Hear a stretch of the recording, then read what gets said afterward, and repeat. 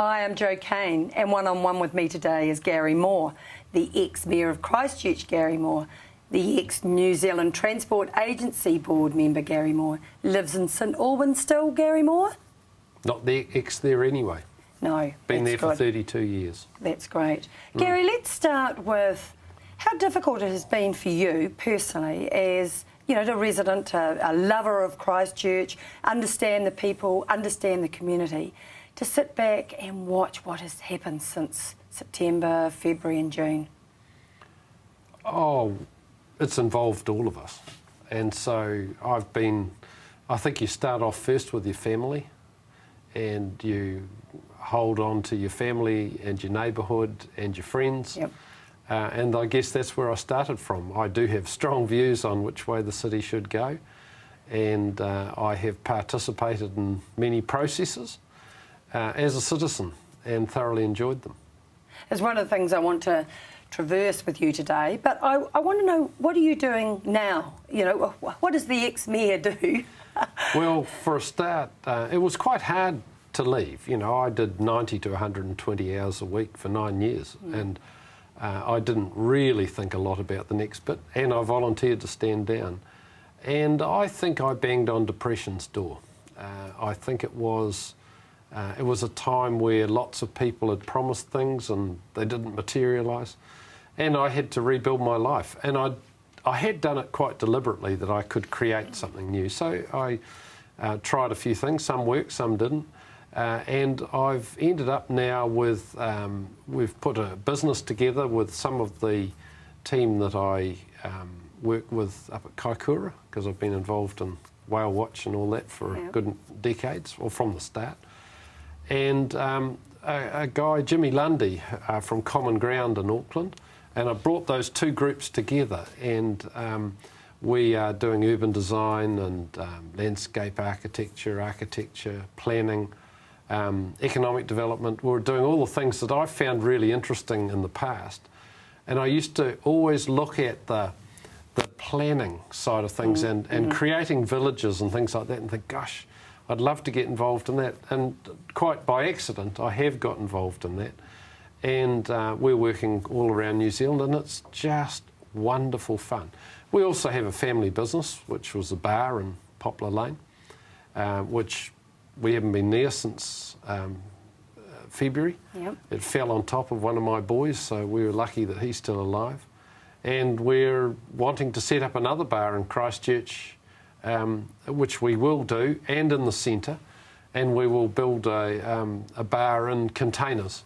And so that's what we're planning on at the moment. So our whole family's all together still, and they all lived with us for a while, every one of them. It was great how it's like a tūranga waiwai. They all came home, and the home rebuilt them and all their mates, and then they went back out again. So we're all together as a family. Great. It's interesting that you talk about design and planning, and of course it's a big part of where Christchurch has got to get itself. And we started with a document that's been signed off, the Greater Christchurch Urban Design, and it sets some perimeters. Well, were you a fan of what came out of that? The urban design strategy actually happened because I refused to sign the document, and I insisted that we as a city and all of the surrounding areas plan together. It was based on some readings that I'd done called the Regional City. The urban design strategy has always got to be a compromise, and there was a compromise in every area. I think it was a good framework. It was a very contemporary framework. But I do feel that the earthquake's probably shaken the core of the urban development strategy quite a lot, and it really needs to be rethought. I know Judge Jackson's chewing at it at the moment through the regional policy statement in the Environment Court at the moment, and it'll be interesting, because I actually think Jackson's probably going to say to the councils, actually, this is the way you need to be planning. I think that quite a bit of direction could come out of the court. Do we run a bit of a risk in our developers all going, over here, I've got a piece of land, you know, and the hurry that we seem to need to get some sort of housing, some housing stock or some land ready? Do we run a risk in diving into it too quickly now? Yes, I think the make haste slowly would be the way we should go about it. Though for a lot of people, you know, if they don't have a home and they don't have somewhere to go, it's pretty fundamental stuff. And I do worry about those people. But I think we do have to be very careful that different lobbyists don't win in areas where we probably shouldn't be building. But the earthquake rewrote our map, Joe, and we need to be looking hard at where are sensible places to go. But we also have to look very hard at the east and say, like there was an architect here from UK recently, and he said parts of the red zone we'd rebuild in America. And so we need to really go back and have a hard look at some of the areas. Nature, I think Di Lucas said we need to listen to what the message the land is sending us from underneath the bitumen. And hasn't she stepped up? And, she's always been amazing. It would be interesting, you talked about James Lundy and Di Lucas were both together and did some work, you know, through the Pegasus town. So they have some very creative design innovation, really, don't they? Oh, and I'm trying, actually, it's funny you should say that. I'm trying to get Di and Jimmy to work together because, and there are other people that have often been walked past because they're less than conventional, but in fact they're deeply tuned into where people want to be. Do you think the city seems to have architects? Do you think the architects are a bit too soon? It should be the planners and the design, those people in first? Yes, I think one of the things I think we need to do is to look at planners who were pre-Resource Management Act, so the old Town and Country Planning Act people, who actually understood planning. So, I mean, I drink with one of them every Friday night, Dave Hinman. And it's still in Warner's? No. The Warner's crew shifted to another pub. But anyway, and I think the old planners, and that's what I enjoy working with Jim and Di about, that they say our forebears understood planning much better than we gave them credit for, and they understood the essence of a village. And the essence of a village is what creates a community. And so what we've done is we've spread, and we're not necessarily creating villages, so that most of the subdivisions are dead boring. And so we need to actually capture the spirit of good planning. And I've written to Nick Smith about this and said, look, this earthquake's given you permission to be quite radical about this, and why don't you do something about it? And I think that it is something that we as a country, if we use Christchurch as the petri dish for the change, we could actually get some really interesting and innovative solutions. Right, we'll talk about process when we come back.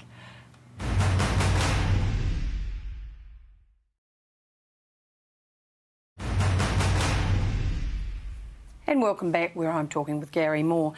Gary, to get to where the city and Canterbury has to go, we need good processes. And it's been highlighted time and time ago through the media that some don't follow good processes. Can we start with just even the city plan release?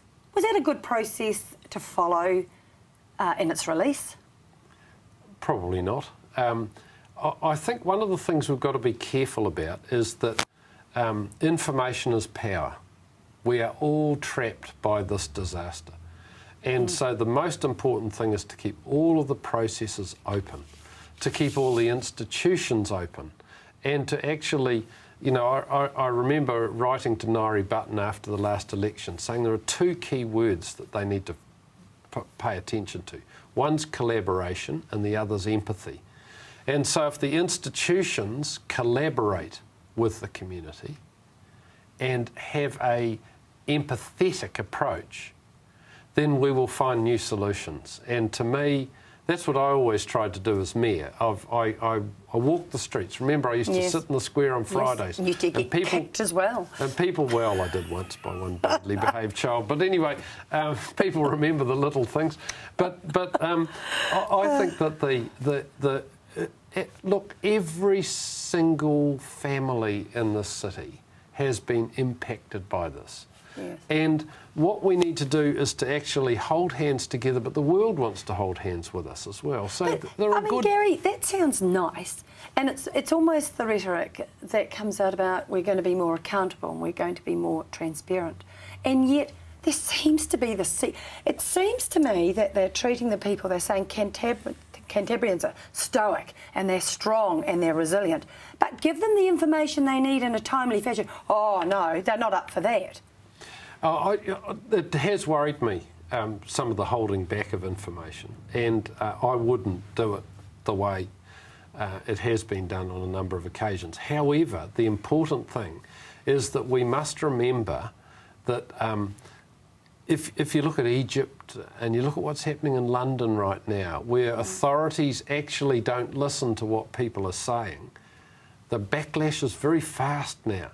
And so I guess I would be saying to the authorities, just stay open, keep us engaged, because there's a willingness there's a new politics forming, Joe, that I think is quite important. And what do you mean by that? What do you mean by that? I sat down with some very right-wing friends of mine. I'm sort of taken as a sort of token lefty, and we sat down recently over a cup of tea, and I found it fascinating. None of us were disagreeing on anything. The earthquake has levelled us as a society. Yes. It's actually made us realise what's important and what's not. And a lot of where the debate takes place normally is over, you know, rearranging the deck chairs on the Titanic almost. It's sort of we fight about irrelevancies. What's really important about family, about our economy, about our environment, about where we live, how we connect with each other. We're all pretty similar. But isn't that the moment. point I'm trying to get to? Is that people want to stay engaged. They want to know. They want to be a part of it. Yep. I found it extraordinary that the city plans come out, and you and I would both know there's nothing in that that's a surprise. Communities have been asking for those sorts of things, green spaces, safety, security, environmentally sound. So there's no surprises there. But why feed it out or spin it or stage manage it? People aren't that stupid. No, they're not. And there is a huge PR spin. Huge PR spin. I mean, I think the only people that don't realise that they're not fooling people are those that are actually spinning. And those that are actually doing the spin are not giving us the credit for actually being a lot more engaged than we are. Look, when I was involved in the council, I would have given my eye teeth for the desire to be involved. You know, look at the number of people that are making submissions, turning up to things. I went to some community planning with some council staff on the central city thing. The council staff were just outstanding. And the sort of people that were there was a young woman who's an architect who was in London, grew up in Rangiora, has come back to Christchurch to be part of the rebuild. There was another young guy, an IT guy, shifted to Christchurch since the earthquake. There's another young fellow there that was there. He was talking about New Brighton. And I just felt so excited that here were the people that were really engaged. I think one of the things that's really important is that it's not yours and my generation that drive it, it's our kids and our children's children. And they are the future of our city, and we actually must. I mean, they've shone. You know, look at the student army and all that sort of thing. And there's the young ones that are participating are keen to participate. We need to engage with them. But won't that only happen if they're allowed to be? And I'll use for example. No, they won't ask for permission. They'll just do it. They need to do it because I mean we have these layers now. You know, we have Jerry Brownlee with all his power, and we have Sarah with the powers that they have in tandem. Then we have Environment Canterbury that works under a different act now. Then we have the council. Do you think that's all going to work? For our sake, it has to. I think what we will see is restructuring of local government in this area. Yeah. I think we'll see a unitary authority. I think the council of Waimak and Selwyn and Christchurch will quite likely end up one council. I think that and I think that's quite sensible. I'd don't like to disagree. think that the government will engage people who actually know and love local government, because very few central government politicians understand local government. Absolutely. I used to spend quite a lot of time with pollies telling them, actually, you don't know what it's like. And I do think that the structures need to reinforce the community boards. I think that the councils walked away from community boards to a very large extent. I used to always say to the councillors, when you're elected, the parish pump politics happen at the community board. And I think the community boards need to be much more engaged in the rebuild. And I used to say, at the council table, you're the board of Christchurch. It's a big company and you have a responsibility to Christchurch Inc. Now, the planning challenges of getting a local government structure that acknowledges and embraces that sort of challenge will be great. Okay, we'll be right back after this break.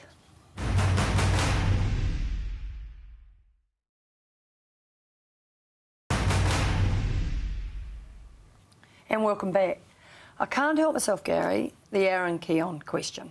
Yep. Conflicts of interest. You've got a lot of experience in that. Yep. Explain to the people how it works. Well, for the appointment of the Chief Executive, it's all set out under the Local Government Act. It's quite simple. It's just read that section of the Act. I think that it is really sad that the applicants for the job are all known by everybody, and that's hard on all of them. I think that the process has been very badly handled. And I think Bob's done the right thing. Once he blew the gaff and talked about Tony in public, he had to go. Aaron Keon has to as well. He might have to, he might be sort of standing there for all the right reasons. But in fact, if he were on a resource management panel and he expressed an opinion about the case before he heard all of the case, the other panellists would say, off you go, Aaron. And the council would reappoint a new panellist and they'd have it at a later date. It's no different. And you cannot prejudge an issue. You've got the law to keep. And I think to actually wait for a High Court to make a ruling on it is most unfortunate. And I think we are in a bad situation as a city. What I don't want to happen is for the City Council to perform so badly that the government said, look, we have to actually flick them because they're obviously not functioning properly. Oh, it's got a familiar sound. Yeah, well, to I don't want to see that because the important thing, democracy is an important thing, it's an ugly old thing. I do think that people will be paying a lot more attention to their elected representatives next time. And just because somebody's, in the media or does all sorts of amazing posters all over the place does not make them a good elected representative, and I think people are discovering that. Do you think that the City Council in itself, it uses an incredible amount of time in workshops and an incredible amount of time using in committee, and there's some actual rules around that. Do you think they're testing them enough? The councillors themselves testing the reason why they're doing and so much is in committee? I don't know whether they're testing it or not, but you do have to workshop, but the workshop should be in public. Kane's workshop was in any, but aren't workshops really spoon feeding? Doesn't anybody read anything anymore? No, it depends on people's learning styles. Like I'm oral. Yes. I actually pick my information up by the debate and by questioning somebody. So I read something, but I'll pick up a whole lot more from the discussion. And that's how a lot of people work. But I think, though, that the workshops should be public workshops so that the public has an opportunity to make an input into them. And you can do that. And we did structure things in my time, so you did that. But I think the councillors should be applying the test each time when they talk about going into committee. Why are we going into committee? What have we got to hide?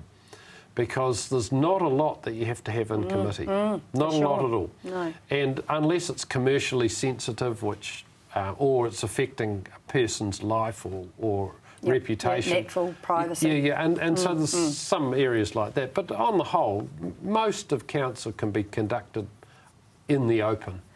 going back to what you said before, is you talked about the community, and you do understand it, and you are working out in the community, and they are ready. They want to be taken on, and I hate that expression, this journey. Yes, they want to be involved. Yep. Does this council run the risk of undermining all of those processes by not getting there, not being transparent, not being accountable, and not being open and honest? I think the council has to be. Has to be. It can't fail that But haven't test. they lost their way just at the moment by we're going to, they're getting opinions in and they're getting, bringing in the... I mean, haven't they actually just lost their way in their own personalities at the moment? I'd say that the leadership at the moment wouldn't stand a lot of scrutiny. And I think that the councillors must know what's happening for their personal perceptions. There's some very good finger lickers in there. They know which way the wind's blowing. And what they have to do is to remove themselves from the institution, because what's happened is a number of them have become far too institutionalised, and they remove themselves from the institution and actually apply the public bar test or the, coffee bar test. Yeah, it's a good test, that one, by crikey. And so, I used to know when we'd pushed an issue too far, because I walked around the town a lot, and as I walked downtown, people had dropped their eyes. Very polite, but they'd dropped their eyes. We'd gone too far. I think there'd be a lot of eye-dropping right now, and they actually need to listen to that, because it's in our interests for them to survive as a council. I think next time there will be a big change at the council table, because people are thinking really hard about who their elected representatives are. And I think that, but the councillors have a responsibility for democracy and for the tradition of a council that actually has always had an incredible reputation of we are our brothers and sisters keepers. I couldn't agree with you. A little bit more than just putting on a high-vis and a hard hat. It's really getting out with your community. It would be actually quite a good idea to take the high-vis and the hard hat off and actually walk the streets with ordinary people. Not that I'm saying they're not, but I think they need to do it a bit more. Don't disagree. So, thinking about, just very briefly going forward, what can we do to help Roger Sutton through this? I mean, he must be pulling his ear out in regards to what are the messages that we should be sending to Roger Sutton to help him lead us through the mire of stuff that has to happen. Well, first of all, Roger Sutton has to get probably in control of a bureaucracy that will be self-serving. That it's got a whole lot of bureaucrats from Wellington in particular there. He needs to get people there that he can trust. But the other thing is that he also needs to form around him, as I did many times, you form around you people that are outside your institution but understand the spirit of what the city desires. And I'm on a group, for instance, that Philip Burden put together, and there's a real mixture of political... This is the Check Up Charlie group. Yeah, and I mean, it's a fantastic group. Yes, absolutely. And what Philip did is he went down and he's... there's a representative of the Trades Council next to me, and there's all sorts of really interesting people. And that's what Roger needs to do, of people who can think about what Christchurch could be in the 21st century, the inclusive society, the decent society, the sort of all the values that set this city up. They are all still important. And what we need to do is to engage and support Roger and his team and say, kia kaha. Hey, that's a really good place to finish for now, Gary. Thank you for coming in, and thank you for being one-on-one this week.